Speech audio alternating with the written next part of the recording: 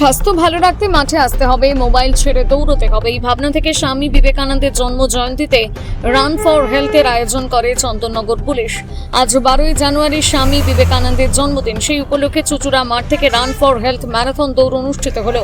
উপস্থিত ছিলেন Chandannagar police commissioner Amit P Javalgi সহ পুলিশের উচ্চপদস্থ কর্তারা। ছিলেন প্রাক্তন athlete Saraswati Saha, Manoranjan Parui.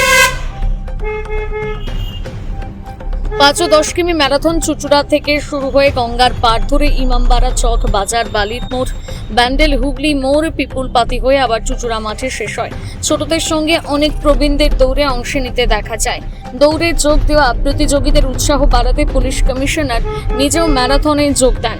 Police commissioner জানান, বিকেলে কমিশনার কাপ ফুটবল খেলার ফাইনাল হবে, যে খেলা 8টি দল নিয়ে শুরু হয়েছিল। ফাইনাল শেষে বিজয়ীদের হাতে পুরস্কার তুলে দেওয়া হবে। আজকে এই রান ফর হেলথটা কেন? দেখুন, আজকে স্বামী বিবেকানন্দ জয়ন্তী। এই দিনে প্রতি বছরের মতো আমরা রান ফর হেলথ সকালে একটা ইভেন্ট অর্গানাইজ করছি। বিকেলে ফুটবল ম্যাচ হবে, কমিশনার্স কাপ ফাইনালস।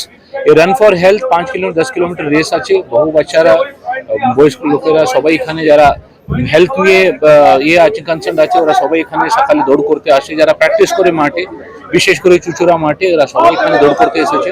আমার মধ্যে মনোরঞ্জন পোরেল আছেন এবং সরস্বতী শাহ আছেন, দুজনই নামকরা অ্যাথলিট। এরা উদ্বোধন করবেন। আমাদের সঙ্গে আছেন ইডিএম সাহেবরা। আমরা ডিস্ট্রিক্ট অ্যাডমিনিস্ট্রেশন এবং কমিশনার পক্ষ থেকে এটা অর্গানাইজ করছি। এটা উদ্দেশ্য হচ্ছে স্বাস্থ্যের দিকে নজর রাখা উচিত, মোবাইল থেকে সরিয়ে এসে মাঠে যাওয়া এবং শরীর চর্চা করা এবং নিজেকে ফিট রাখা। প্রথমেই বলবো যে আমি পুলিশ ডিপার্টমেন্টকে এই উদ্যোগ নেওয়ার জন্য সাধুবাদ জানাই এবং ধন্যবাদ জানাই।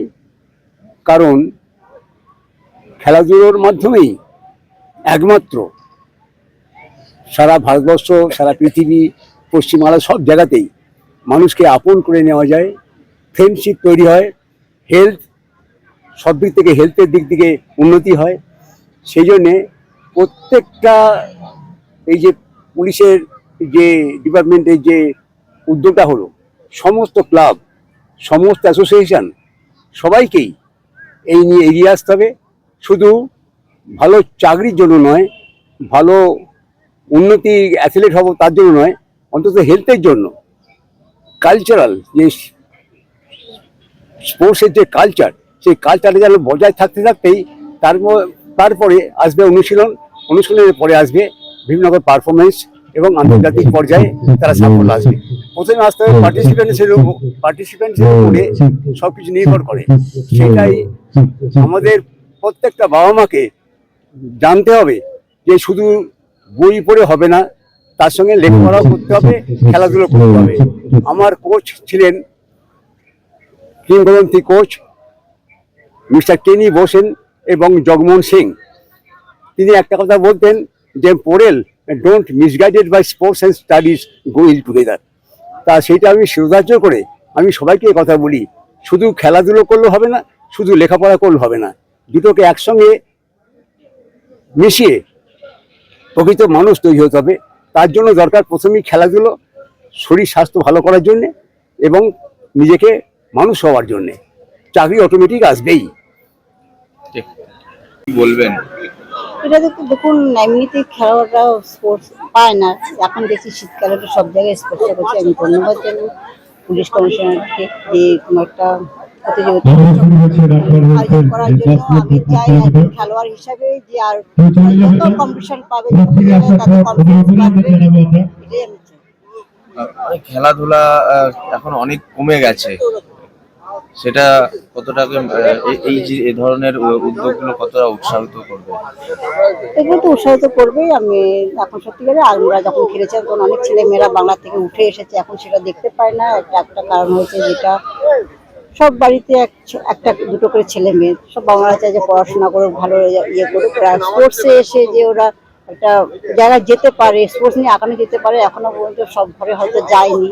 যখন দেখছে যে পেপারে দেখছে যে অনেক ছেলে মেয়েরা বিশেষ করে যে ভালো করছে, তখন হয়তো একটুখানি উৎসাহ হচ্ছে। তো আমি সবাইকে বলবো, সব আমরা তো ছোটবেলা বুঝতে পারি না কোন ছেলে মেয়ে কোন দিকে যাবে, তো সবাইকে আমার মনে হয় যে মাঠে পাঠানো ভালো, তার স্বাস্থ্যের জন্য ভালো, তারপরে আমরা বুঝতে পারবো তারা কোন দিকে যাবে। মানে খেলাধুলায় কি মানে যে অপরচুনিটিটা সেটা অনেকটা কম বলেই কি এই অনীহাটা? অপরচুনিটি এখন কম নয়, অনেক অপশন আছে, কিন্তু হয়তো সব জায়গায় গিয়ে পৌঁছাচ্ছে না বলে, তাই অপরচুনিটি প্রচুর আছে। মানে অনেক সময় দেখা যায় বলে যে খেলাধুলা করে কি হবে, কোনো চাকরি হবে না, এ হবে না, এই যে একটা বিষয় উঠে আসে মাঝে মধ্যেই দেখা যায়। চাকরি প্রচুর আছে, এখন চাকরি প্রচুর আছে, গভর্নমেন্ট অনেক হেল্প করছে।